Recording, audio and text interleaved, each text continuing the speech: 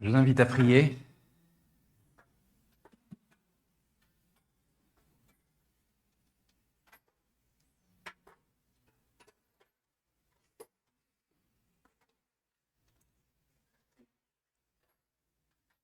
Seigneur, nous avons besoin de toi.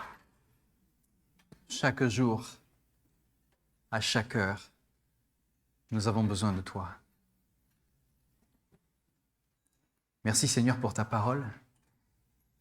Nous prions que les versets que nous allons lire, ta parole, deviennent vivantes dans nos cœurs, vivantes dans nos pensées, Seigneur. Seigneur, aujourd'hui, nous ne voulons pas repartir avec des idées, mais des objectifs. Seigneur, nous ne voulons pas juste comprendre, Seigneur, nous voulons vivre. On parlait tout à l'heure de vie en abondance, Seigneur, c'est ce que tu as préparé d'avance pour chacun d'entre nous.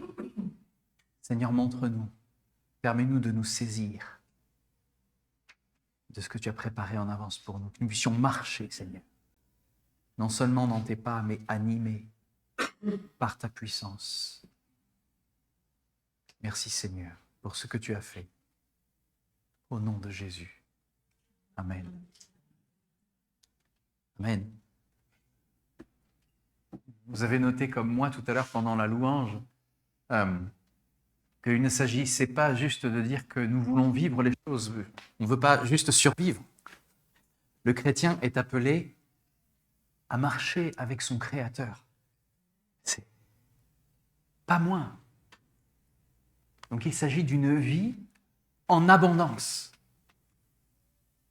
Et beaucoup d'entre nous nous retrouvons souvent dans des situations où on se demande mais comment faire ? La vie semble si difficile. Et je pose la question parce que nous avons médité sur ce sujet pendant plusieurs jours. Et vous avez entendu des messages aussi, dimanche après dimanche, sur le fait de suivre Jésus. Et je vous l'ai dit déjà, il y a très longtemps dans le groupe d'hommes, on méditait sur la parole de Christ, on méditait ensemble et je posais la question, mais qu'est-ce que vous auriez préféré, les gars ? Vous auriez aimé marcher à la suite de Jésus comme les disciples, le voir en Judée, en Galilée, marcher dans les rues et puis toucher les gens, parler ? Vous auriez préféré vivre à cette époque comme les disciples ou alors vous pensez qu'on a plus de privilèges aujourd'hui ? Et tous les gars ont dit, mais bien sûr, on aurait aimé être à côté de lui. Bien sûr, on aurait aimé marcher, le toucher, lui parler, s'asseoir. Et c'est humain de penser comme ça. Chacun d'entre nous, qui ne voudrait pas voir Jésus de ses yeux ? Mais ce n'est pas là que le Seigneur nous appelle. Ce n'est pas sa volonté. Et je vais vous amener dans un passage, dans Jean, où les disciples ont fermé la porte à clé. Là, la porte est ouverte. Nous sommes en Jean, au chapitre 20, et cela commence par ce même dimanche. De quel dimanche il s'agit ? C'est le dimanche où Marie de Magdala était allée au tombeau. Et vous savez, on est dans cette période où bientôt c'est la Pentecôte. Nous allons fêter le 9, l'Ascension, le fait que Jésus soit monté aux cieux. Donc on se retrouve ici, là, maintenant, dans cette période où nous nous rappelons ces choses. Et ce que les disciples sont en train de vivre ici, eh bien, c'est ce dont nous voulons nous rappeler maintenant. C'est cette période que nous sommes en train de vivre. Ce même dimanche, c'est le dimanche où Marie de Magdala va au tombeau et se rend compte que la tombe est vide, que la pierre a été roulée et que le Seigneur n'est plus là. Son Seigneur, son corps a été enlevé, dit Marie. Elle pleure. Elle est dans le désarroi. Elle se dit, mais où est-ce qu'ils ont mis son corps ? Alors vous avez déjà la réponse. Mais ce même dimanche, il s'est passé énormément de choses. Parce que Marie court. En fait, c'est tout ce chapitre 20, on voit des gens qui courent dans tous les sens. Il y a Marie qui court vers les disciples, qui va dire à Pierre et à Jean, mais il n'y a plus le corps, il n'est plus là. Et Pierre et Jean se mettent à courir eux aussi. Et alors, celui qui écrit, c'est Jean. Et Jean se décrit comme étant l'autre disciple. Et il dit, Pierre courait, mais l'autre disciple l'a dépassé parce qu'il courait plus vite. Alors, Jean, c'est toi qui as écrit quand même, c'est facile. Hein? Et donc, vous voyez toute cette vie, mais qu'est-ce qui se passe? On va voir le Seigneur. Et là, Jean et Pierre arrivent et ils se rendent compte. Non, Jésus n'est plus là. Le tombeau est vide. Qu'est-ce que cela signifie? Qu'est-ce qu'il se passe? Ce même dimanche, dans la soirée, les disciples étaient dans une maison dont ils avaient verrouillé les portes parce qu'ils avaient peur des Juifs. Et je pose la question aujourd'hui, qu'est-ce qui nous empêche de marcher? Qu'est-ce qui nous empêche de suivre Jésus dans ce qu'il nous a appelés à faire? C'est la question sur laquelle on a médité, c'est la question souvent qu'on se pose en se disant, mais j'ai peur. On vient de parler de peur. D'où viennent ces limites que l'on s'impose très souvent et qui nous font dire, ouais, mais ce serait plus facile s'il était là. Ce serait plus facile si on le voyait, si on pouvait lui parler. Et je vous le rappelle, ce n'est pas la volonté du Seigneur. Qu'est-ce qui nous empêche de suivre Jésus en imitant son exemple? Eh bien, on vient de le dire, la première chose, c'est la peur. Alors, les disciples, ici, ont peur des Juifs. Ils sont eux-mêmes Juifs, mais là, ils sont en train de dire, ceux qui sont Juifs, pratiquants, et qui ne supportent pas l'idée que Jésus puisse être le Messie. Donc, ils ont verrouillé les portes. Ce qui est arrivé à leur maître quelques jours avant, 3 jours avant, ça pourrait leur arriver aussi. Est-ce que tu as peur dans ta vie de tous les jours que si on découvre que tu es chrétien, on va te regarder d'un regard différent? Si jamais à ton travail ou dans ton lieu social, avec les gens avec qui tu échanges, dans tes cours, peut-être à l'université, si on se rend compte que tu crois en Jésus-Christ, est-ce qu'on va te traiter différemment? Est-ce qu'on va penser que tu es un peu fou? Est-ce que tu vas te sentir en marge? Est-ce que tu as peur? Ce serait légitime. On ne veut pas être rejeté. On n'a pas cet appel, cette envie d'être rejeté. On ne naît pas avec l'envie d'être rejeté. Bon, le Seigneur a promis que nous serions rejetés aussi. Donc ça pourrait alimenter nos peurs. Mais dans cette situation ici, est-ce que tu vas fermer ta porte et tu vas te dire, je ne préfère pas que les gens sachent ce que je crois. Je suis beaucoup plus à l'aise comme ça. Les disciples sont dans cette situation à ce moment-là, vous voyez? Je dis ça parce que je vous montre ce passage parce que les disciples ont marché avec Jésus. Ils l'ont vu, ils l'ont touché. Ils se rendent compte que quelque chose de très extraordinaire s'est passé puisque Pierre va au tombeau et il est dit dans le passage juste avant, il vit et il crut. Ce qu'il croit, on ne l'a pas dit. On n'a pas dit ce qu'il a cru exactement. Mais il vit et il crut. Malgré tout, le soir même, qu'est-ce qui se passe? Je ferme la porte. Qu'est-ce qui se passe dans la tête de ces disciples? Moi, je vous propose vraiment de vous mettre à leur place et je pense que ce n'est pas un énorme effort parce que je crois que ce qui limite les disciples à ce moment-là sont des choses qui nous limitent aussi aujourd'hui. Donc, ils ont peur des Juifs. La deuxième chose, c'est que la plupart d'entre eux, les derniers moments qu'ils ont vécus avec Jésus n'étaient pas très glorieux. Mettez-vous à la place de Pierre. Franklin vient de nous le rappeler juste à l'instant. Pierre avait renié pas une fois, pas 2 fois, 3 fois son Seigneur et son Sauveur. À qui il a dit, mais je te suivrai n'importe où, on peut me faire n'importe quoi, peu importe où tu iras, je te suivrai. Et Jésus, dans sa bonté, dans son amour, le prépare en lui disant, Pierre, le coq n'aura pas chanté que tu m'auras renié 3 fois. Il le prépare. Je crois qu'il fait ça par bienveillance. Ne te flagelle pas trop, je sais déjà que tu vas mal tourner, Pierre. Ton cœur est bien placé, mais ta chair est faible, Pierre. Pierre est en feu tout le temps. On aimerait tellement être en feu comme Pierre, mais Pierre a peur. Et donc, c'est la culpabilité. Il peut se sentir coupable. Vous pourriez très bien vous dire, mais moi, je n'ai pas partagé. J'aurais pu, mais je ne l'ai pas fait. J'ai eu peur, je me sens coupable maintenant. Est-ce que je n'aurais pas renié moi-même le Seigneur? Parce que mon entourage et mon environnement n'est pas facile, tu comprends. Si je leur en parle, je sais comment ils vont réagir.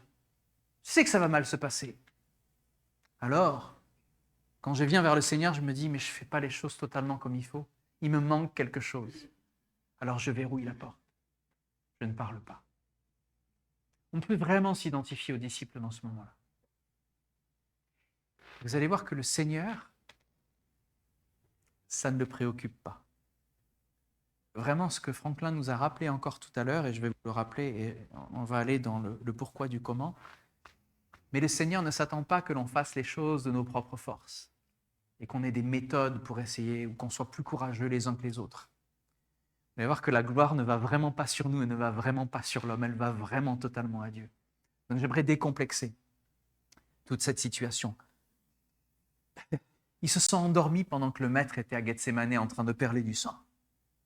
Voilà comment les disciples se sont comportés. Pendant que le maître priait en disant « Restez réveillés avec moi », ils dormaient. Vous imaginez, ce n'est pas que Pierre, c'est les disciples. Qu'est-ce qu'ils devaient se dire dans la tête? Ils ont peur, ils savent que leur maître s'est fait tuer, maintenant le corps a disparu. Et ils doivent se dire, mais les derniers moments qu'on a vécu avec lui, mais qu'est-ce qu'on a fait? Et finalement, dans cet endroit qu'ils ont fermé, eh bien, on peut partager leurs pensées. Ils ont le doute. Ils doutent de ce qui s'est passé.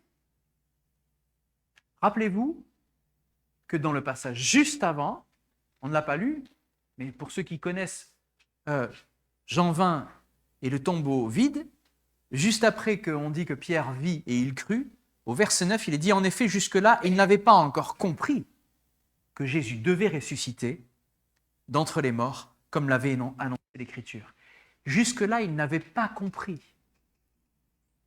Pour nous, ça semble évident parce que voilà, depuis on connaît le Seigneur, on sait que notre vie, c'est le fait qu'il est ressuscité.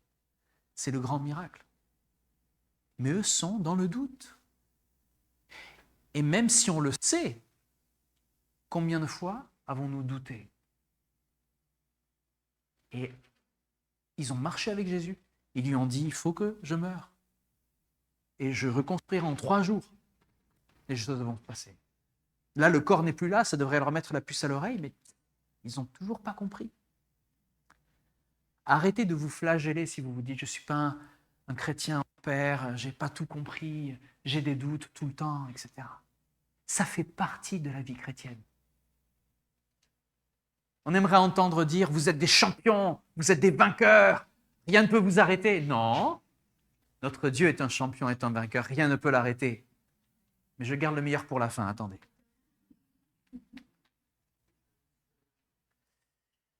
Le doute. Thomas n'était pas là, dans ce passage-là.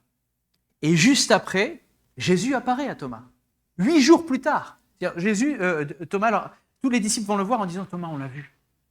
On l'a vu, on lui a parlé, il était là, on a vu les trous dans ses mains, on a vu le trou dans son côté, et on l'a vu. Qu'est-ce que leur dit Thomas? Moi, je crois que je vois. Vous connaissez le vieil adage. Si je ne vois pas les trous dans ses mains, si je ne mets pas ma main, il va plus loin. Il ne veut pas juste voir. Vous savez, on a 5 sens. Il dit, tant que je ne vois pas, non, tant que je ne mets pas mes mains, mes doigts dans son côté, tant que je n'ai pas touché le Seigneur. Voir, ça ne suffit pas même pour Thomas. Donc on s'est trompé. Il veut toucher. Combien de fois on veut toucher quelque chose de tangible, on a besoin de ça, parce qu'on est humain. Mais ce n'est pas ce que le Seigneur voulait. Le doute. Thomas a du mal à croire quelque chose aussi extraordinaire. Si je ne vois pas la marque des clous dans ses mains, si je ne mets pas mon doigt à la place des clous et si je ne mets pas la main dans son côté, toute la main, ouh là là, je ne croirai pas. 8 jours plus tard, les disciples étant de nouveau réunis dans la maison, cette fois-ci, Thomas était avec eux. Alors 8 jours plus tard, vous vous rappelez, hein, ils ont vu Jésus. Et là, on est 8 jours plus tard. La porte, elle était fermée ou elle était ouverte? Il y en a qui ont dit ouverte? C'est un quiz. On va lire la parole, d'accord? 8 jours plus tard, les disciples étaient de nouveau réunis dans la maison. Cette fois-ci, Thomas était avec eux. Jésus vint alors que les portes étaient verrouillées, comme la première fois. Il se tint au milieu d'eux. Le Seigneur connaît vos doutes. Il connaît votre culpabilité et il connaît votre peur. Vous avez peut-être verrouillé la porte. Qu'est-ce que le Seigneur fait là maintenant, pendant que je vous parle? Vous n'avez pas ouvert la porte, mais il sait que vous l'attendez et que vous l'aimez. Lui, il rentre. Et qu'est-ce qu'il vous dit? Qu'est-ce que vous avez besoin de savoir à ce moment précis de votre vie? Alors que la peur, le doute, la culpabilité cherchent à vous manger de l'intérieur, Jésus vous dit que la paix soit avec vous. N'aie pas peur. Tu as peur? Tu doutes? Tu te sens coupable? Que la paix soit avec toi. Alors, il y a plusieurs raisons pour lesquelles il leur dit ça, j'en suis persuadé. Déjà, ils voient Jésus, ils ne devaient pas totalement le reconnaître, mais ils ont reconnu sa voix. Donc, la paix, ça veut dire, déjà, n'ayez pas peur, c'est moi. Jésus aurait pu dire, « Hé Pierre, les dernières heures qu'on a vécues, hein, c'était pas glorieux, hein ?» 3 fois. Il y avait déjà dit. Il était déjà prévenu. C'est comme si le Seigneur te dit, tu vas pécher. Tu ne vas pas le vouloir, mais ça va t'arriver. Parce que c'est ta nature. Tu as la nature humaine, et la nature humaine est une nature pécheresse. Il te prévient, je sais, et je t'aime quand même. Je t'ai quand même choisi. Je t'aime, je t'ai choisi. Je sais que tu vas faire des erreurs. Tu vas en faire malgré toi, que tu le veuilles ou non, parce que tu es humain. Tu vas faire mal à quelqu'un, quelqu'un va te faire mal. Tu vas le blesser par tes paroles, par tes actions. Tu vas être blessé par leurs paroles et leurs actions. Que la paix soit avec toi. Jésus leur dit, il a déjà dit à la croix, tételestai en grec, tout est accompli. Tout a été fait. Jésus a fait l'impossible. Le doute, la peur, c'était les dernières heures de Jésus. Le sang qui coule de son front tellement qu'il a peur. Il est passé par là, mais il a obéi jusqu'au bout.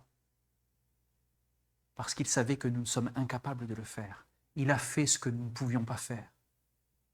Il a obtenu la justice. Il est lui-même la justice.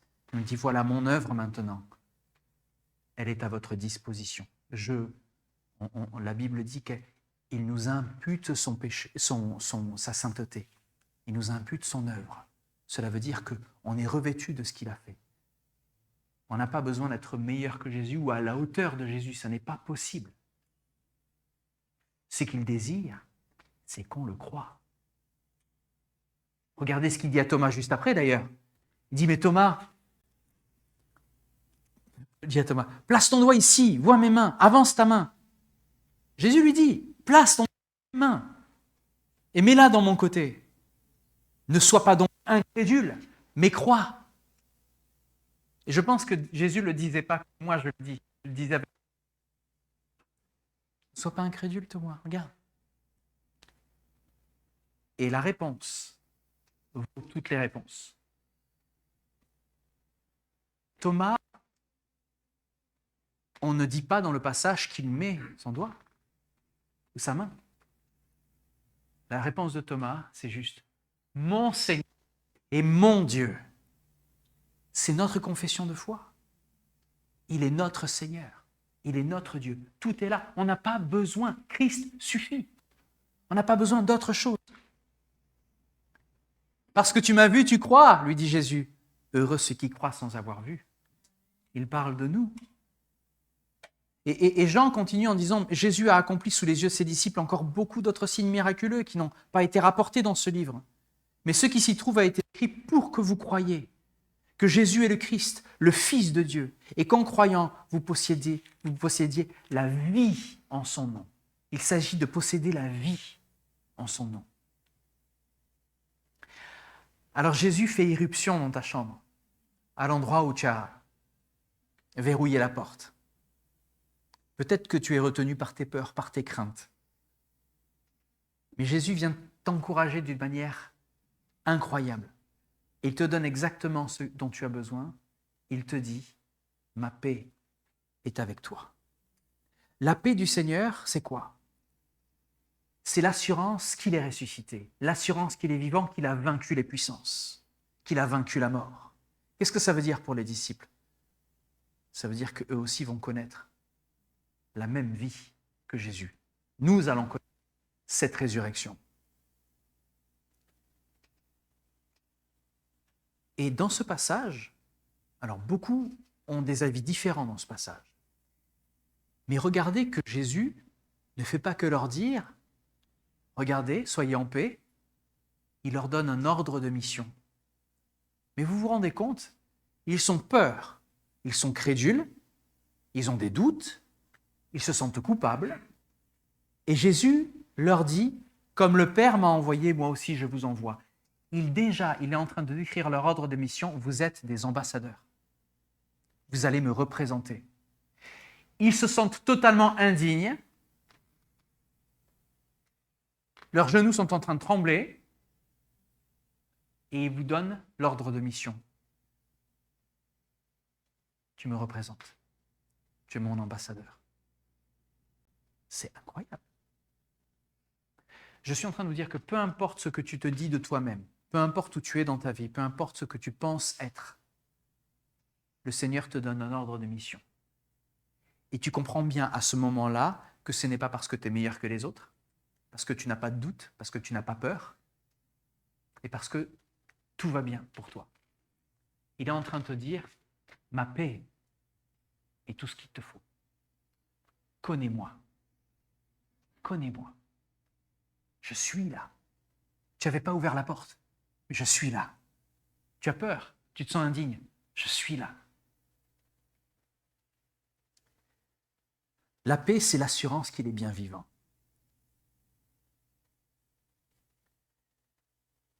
Cet ordre de mission, est-ce qu'ils vont y répondre?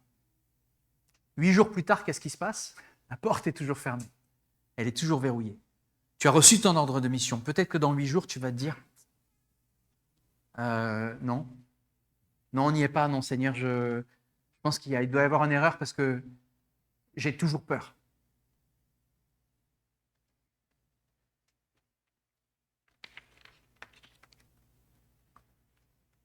J'aimerais vous parler de cette mise en mouvement. Je ne sais pas si vous avez déjà marché dans des sables mouvants. Moi, je me rappelle, j'étais parti avec les enfants en bord de mer, côté Brest, hein, en Normandie. Et vers la Bretagne, ok? C'est moi, parce que j'habite à côté de la Normandie, je suis très nul en géographie. Mais je me rappelle qu'il y avait la mer, il pleuvait, et je me suis rendu compte plus tard qu'il y avait une pancarte avec marqué « Ne pas marcher là-bas ». J'y suis allé, avec les enfants en plus. Parce qu'on m'avait dit qu'il y avait des fossiles au bord de cette plage. Donc moi, les fossiles, je trouve ça génial. Je me suis dit, on va aller trouver des fossiles avec les enfants. Puis on avance et il pleut en plus un petit peu. Et puis on se rend compte qu'au bout d'un moment, les pieds sont dans la boue et puis on a du mal à sortir le pied. Et Tobias, qui était petit, se met à pleurer en me disant « Papa, je suis bloqué ». Je dis « Oh, t'inquiète pas, arrête de pleurer. On avance ». Il lève le pied, la chaussure reste au fond, elle y est toujours. C'est un fossile. Fossile Nike. Donc, un souvenir mémorable, hein, absolument fabuleux. Mais il y a des fois où tu es paralysé. Tu ne peux plus bouger. Et j'aimerais vous montrer juste une image Alors c'est vers là-bas, c'est le Mont Saint-Michel. C'est vers là-bas, hein, le Mont Saint-Michel, on est d'accord. Ah bah tu vois la Normandie. Alors non, il y en a qui vont dire non, c'est pas la Normandie. Non, pas de débat ici, hein. Pas de géopolitique, s'il vous plaît. Mais j'ai une image à vous montrer et vous allez reconnaître derrière le Mont Saint-Michel. Et cette image-là, elle me parle parce que très souvent, on peut se sentir dans cette position-là. Vous allez voir quelqu'un qui est absolument dans la boue, le mouvant. Alors, je ne sais pas si vous savez comment ça fonctionne. Moi, j'ai lu un petit peu ce que c'était que des sables mouvants. Il y a plusieurs types de sables mouvants. Il y en a qui sont secs. C'est-à-dire que tu rentres dedans ou tu mets un objet dedans et tu t'enfonces totalement. Il n'y a pas d'eau. Mais la structure moléculaire du sable, il y a de l'air à l'intérieur. C'est de l'air, hein, carrément, qui fait que il y en a qui connaissent les problèmes de fondation ici. Et c'est absolument terrible. Parce que tu as l'impression que c'est solide quand tu regardes. Tu as l'impression que c'est solide et alors que tu avances dessus, tu t'enfonces. Et les sables mouvants qui sont mouillés, c'est pareil. Tu as l'impression que c'est sec à la surface et tout autour du Mont Saint-Michel, c'est ce qu'on voit. Si vous n'avez pas de guide et que vous autour du Mont Saint-Michel, vous prenez un très très gros risque. Parce qu'il y a des chemins qu'il faut connaître pour pouvoir arriver sur ce fameux mont. Si vous prenez un raccourci et qu'il vous arrive de marcher sur ces sables-là, vous allez vous rendre compte que votre pied s'enfonce un petit peu plus profond à chaque fois et qu'au bout d'un moment, tu ne peux pas sortir tes jambes. Tu es juste bloqué. Et on a tendance, quand on a peur, quand on a des doutes, quand on veut s'en sortir par nos propres forces, on a tendance à s'agiter, à faire beaucoup de bruit, à crier même. Le problème, c'est que quand tu as peur et que tu es en train de t'enfoncer, le plus tu t'agites, le plus tu coules. C'est bon. Je vérifie avec mon ingénieur qui est en charge des fondations. Il me confirme que le plus tu t'agites dans ta peur, dans tes doutes, le plus tu coules. Alors je vous ai parlé de tout ça jusqu'à maintenant pour en arriver à cette conclusion. Les disciples sont enfermés. 8 jours plus tard, même s'ils ont vu Jésus, qu'ils ont touché Jésus, ils ont toujours peur, toujours enfermés. Nous déjà, on se sent moins coupable quand on sait ça. Qu'est-ce qu'ils attendaient? C'est pas grave, hein, c'est pas grave. On imagine le gars avec ses jambes jusque-là en train de sortir. On voit d'ailleurs dans la photo, il y avait un ami qui lui prend la main, en train de rigoler d'ailleurs. Tu vois, je te l'avais dit, sors. Et c'est là que je veux en venir. Le Seigneur n'avait pas voulu que vous ayez cette force intellectuelle, ce courage de sortir et d'ouvrir la porte pour annoncer l'Évangile. Ce n'est pas à ça qu'il s'attendait. Dans vos sables mouvants, ce qu'il avait déjà préparé de faire, c'est de vous envoyer une corde. Dans votre misère, il vous envoie une corde. Qu'est-ce que vous avez à faire? Vous tenez la corde. Vous ne bougez pas. Arrêtez de gigoter. Croyez que ce que vous tenez est solide. Cette corde, c'est la parole de Dieu. Tenez sur la parole, mais ce n'est pas tout. Nous allons fêter dans quelques jours, quelques semaines, la fête de la Pentecôte. Nous sommes dans cette période. Donc si vous êtes dans une période de trouble, où vous craignez, vous avez peur, vous avez des doutes, sachez que les disciples l'ont vécu comme nous. Mais le Seigneur leur avait promis une chose, dans Jean toujours, quelques chapitres auparavant, Jean 16. Il leur a dit, je vais vous envoyer le défenseur de la cause. En grec, on dit le paraklétos. Il s'agit du Saint-Esprit. Vous allez recevoir une puissance sur vous et vous serez mes témoins partout dans le monde. Le Seigneur n'attend qu'une seule chose.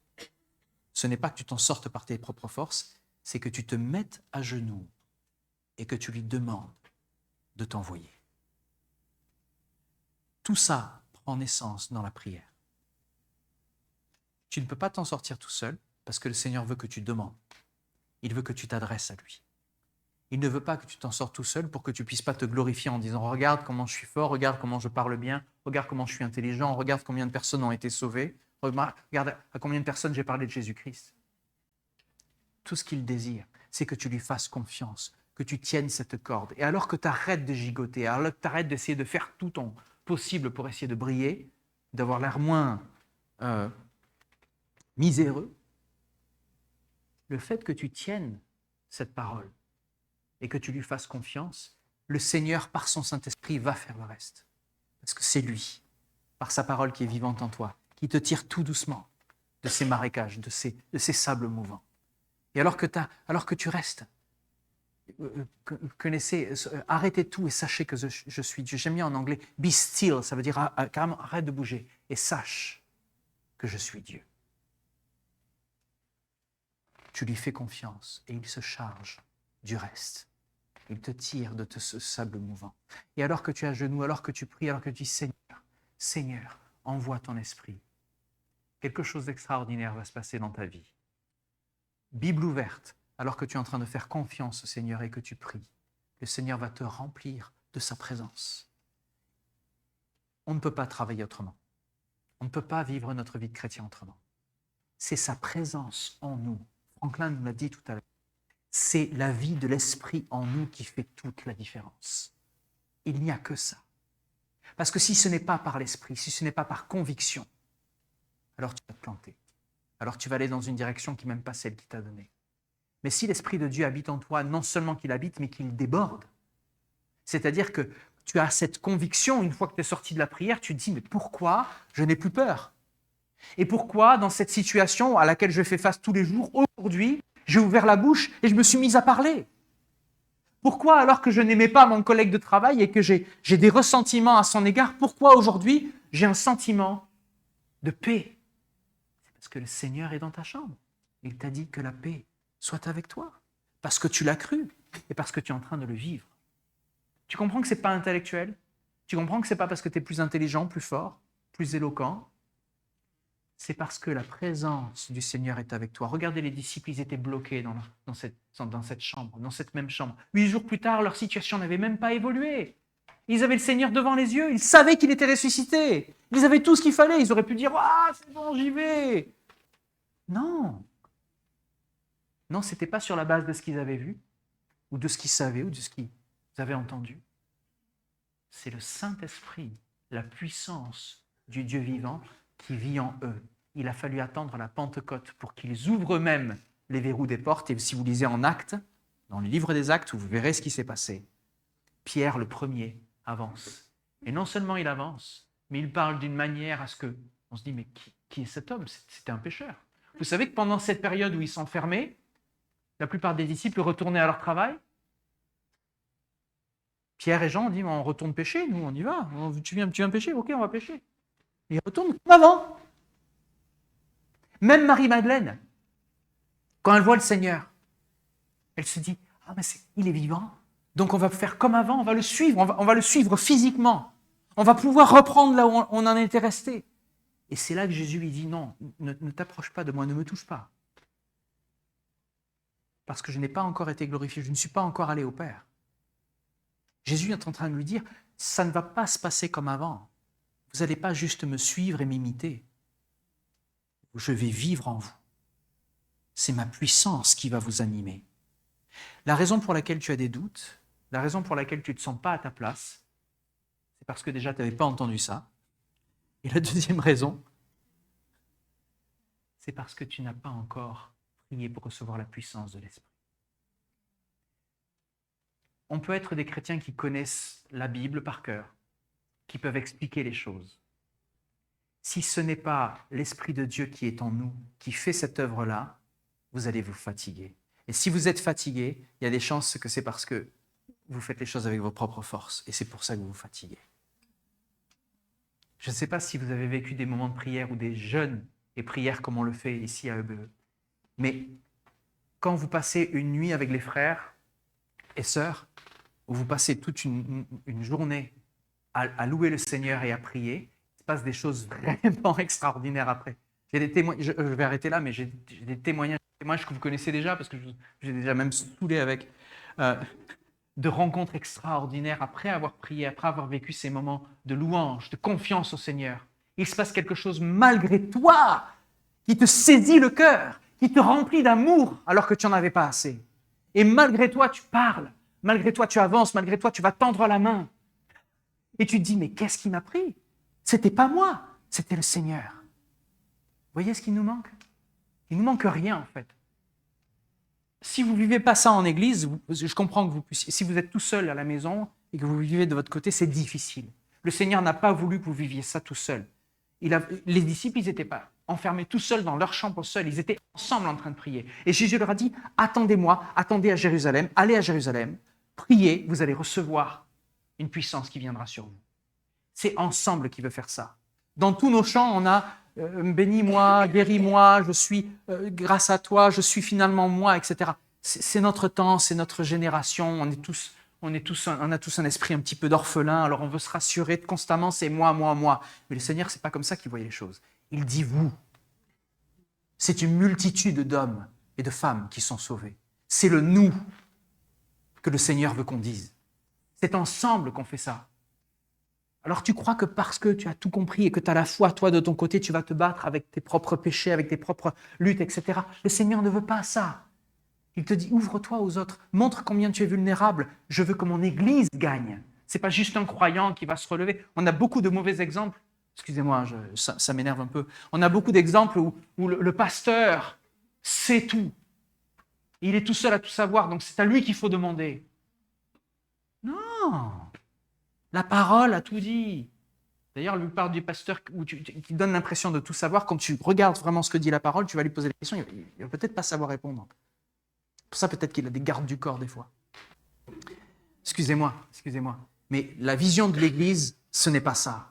La vision de l'Église, c'est les personnes qui sont consacrées pour enseigner la juste parole qui libère les croyants.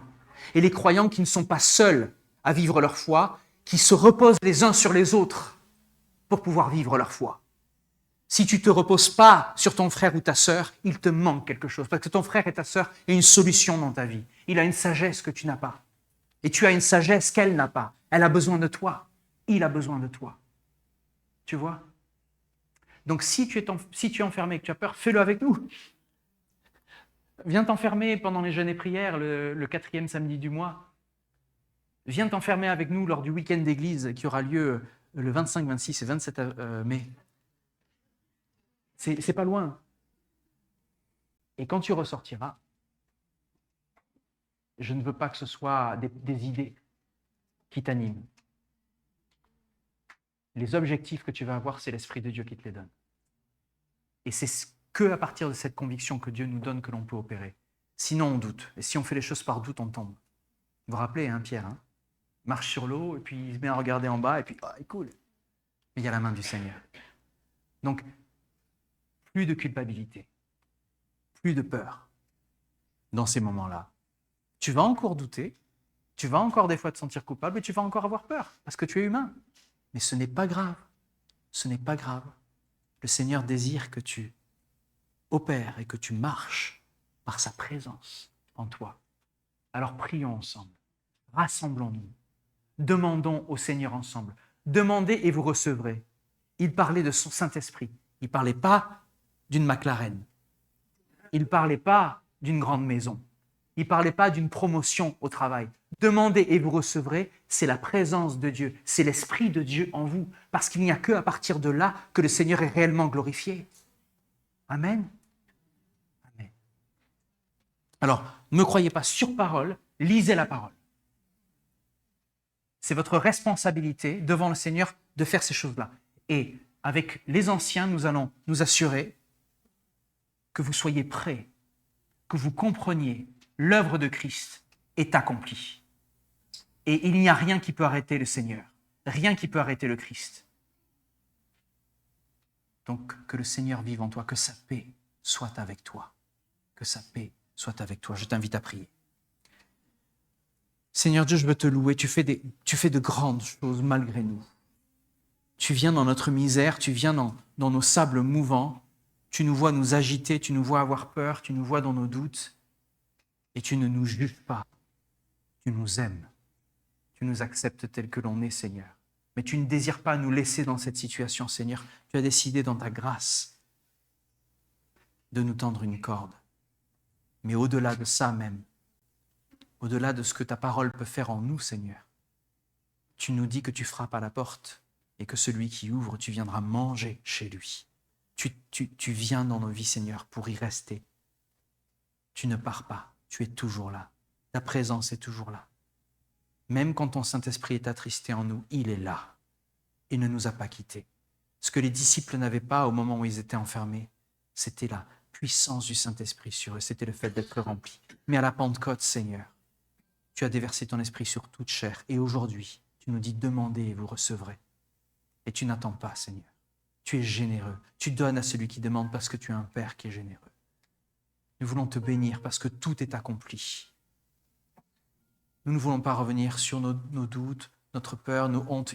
Il ne s'agit plus de nous tout seuls, Seigneur. Il s'agit de toi et de ta victoire. Tout ce que nous voulons voir, Seigneur, là où nous voulons poser nos regards, c'est sur la victoire que tu as effectuée. Tu as été victorieux à la croix, tu as obéi jusqu'à la mort. Tu es ressuscité, Seigneur, nous avons une nouvelle vie. Et Seigneur, tu es assis auprès du Père, tu es sur le trône. Et tu nous dis que nous sommes assis avec toi, Seigneur. Tout est accompli. Merci, Seigneur. Merci pour la vie que tu nous donnes par ton esprit, par ta présence en nous. Permets-nous de marcher, non pas par nos forces, Seigneur, mais par ton esprit, en suivant la parole, Seigneur. Sois loué pour ce que tu vas faire dans les heures, les jours, les semaines et les mois à venir, Seigneur. Nous nous attendons à toi. Sois béni au nom de Jésus.